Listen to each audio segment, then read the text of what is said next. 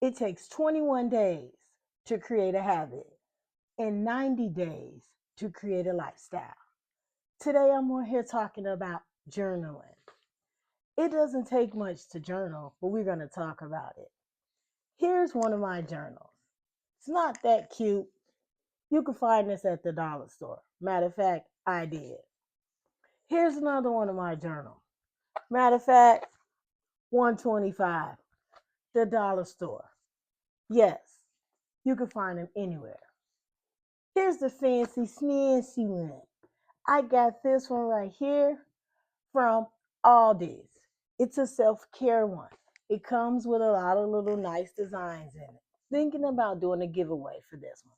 Haven't came up with everything yet. Working on it. But let's talk about journaling. If you don't have ideas about journaling, this is the right video for you.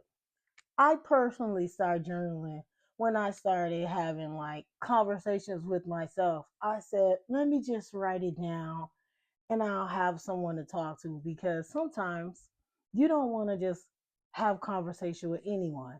You want to like write it down because you don't want your business all out there in the streets. And then you don't want it brought back and put into your face. So I say journaling can help you process your experience. You just grab a little piece of paper or like what I say, one of those books, and then you could just write down how you feel. You can vent, you can holler, you can scream in your own words, and nobody knows. But guess what? You can get it out. And that's the best part. Sometimes you just take notice of what brings you pleasure and peace and pride. You can journal on that. You can say, today I had a great day, or today I had a messed up day. Journaling, it's up to you. But I'm going to just give you like some things that you can journal on. 21 days of journaling. It becomes what? A habit. So here's one. Searching for a big positive moment can sometimes feel hard. Start small and list three original things that happened today that were simple and okay. There's a good thing to journal on. You can journal affirmations that improve people's overall well being. You could just have one day where you just journal and do affirmations.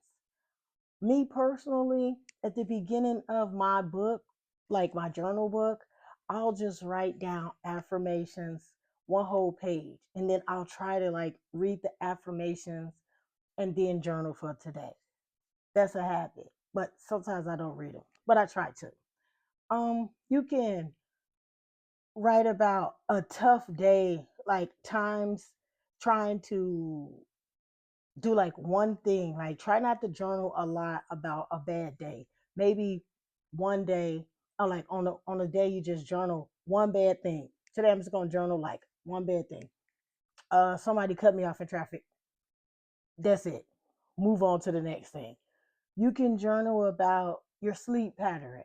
Like if you didn't sleep well that night, you can journal about that. Like I didn't sleep good last night. Maybe tonight I will try something different. Tonight I'm gonna hop off of social media because mostly a lot of people like to hop off social media. So hop off of social media early and take a shower or a bath early and then lay down about 9 o'clock. So I'm gonna try something different. I'm going to lay down early and see if that works for me. Or you can do something like you can journal about I'm going to change my diet.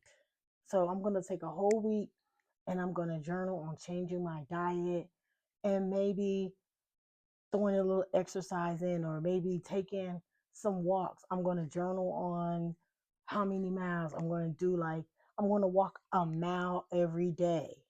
That's what I'm going to do. I'm going to walk a mile every day and I'm going to drink a smoothie for breakfast. I'm going to have a light lunch and then I'm going to eat a nutritionist dinner and journal on that every day. It's not hard. You can just think of different things to do. You can think about a time when you felt like you didn't belong. It could be something that you felt like you didn't belong. So you can write about that, reflect on why you felt like you didn't belong. What was it that you took from that? You can journal. That's a good thing. You can journal on today. My schedule was so busy. How can I change that for tomorrow? What can I move around so that my schedule is not so busy? You can journal about one small thing that you're looking forward to tomorrow. Is it that tomorrow you're going to have meetings? Tomorrow you're working a half a day. Tomorrow is Friday, payday. Like, those are good things that you can journal on. You can journal on listening to your body. Many people have physical signs of stress, you know, without realizing that that might be a connection that you need to pay attention to, because stress in your body leads to things that happen with mental health. So, you may feel like you're stressed. So, journal on stress. Like today, I had a stressful day. Like my back was hurting a little bit. I had a small headache. Maybe you might need to take like a little snack with you to work.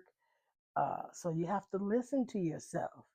You can also journal on setting aside like 15 minutes to try a new hobby. Like today I'm going to try to uh, do fast walking. Some people don't like to do fast walking. Maybe you want to do fast walking so that you want to get your heart rate up instead of just strolling and walking. You want to get your heart rate up. So maybe that's what you want to do. You can journal on listening to a song that used to be your anthem, like a song that used to be your anthem. Pay attention to the lyrics, and how does it make you feel now that you are a little older? Is it worth putting that song back on your playlist? Like, some like um a song that you used to listen to a long time ago that got you like, oh, mm, mm, mm. Is it worth you listening to that song again? Is it worth you putting it on your playlist? You can look up an old friend and journal on that. Like, I miss my friend. Let me see if I can rekindle our friendship. What was it that made us fall apart from each other and not speak to each other anymore? Or not even like not speak to each other, but just like, how can I reconnect with that person? So journal about that, and then call that friend up, and then journal about how that conversation was and how you guys are going to meet up again, and how exciting it's going to be for you to see that person again, you know? So you can, like Theodore Roosevelt said, comparison is the thief of joy. So take time, right? Think about it. What if you unfollowed Facebook or Instagram for like 3 or 4 days? How would that feel? Like, journal for those 3 or 4 days, like not logging on. How would that feel not to log on to Facebook or Instagram or TikTok? What would your life be like without social media? Like, imagine what you would be journaling on. Like, would you be able to survive that? Would you be able to make it? Hmm, that would be some good journaling. I say, I did it before. Would you be able to do that? So it's that time again. I challenge you to pick up a journal. It don't have to be a fancy smashy one that I got from Aldi. It could be just a regular one. It could also be Um, just a regular notebook. Nobody has to know it has to be a journal. It could be a regular notebook that you pick up from the store. So I challenge you to pick up a journal, pick up a notebook and start journaling. Write down whatever it is that you want yourself to know about you. You don't have to have a conversation with the person. You can have a conversation with a journal. Okay? Please like and share, subscribe, leave me a comment. This has been Real Talk with Tay.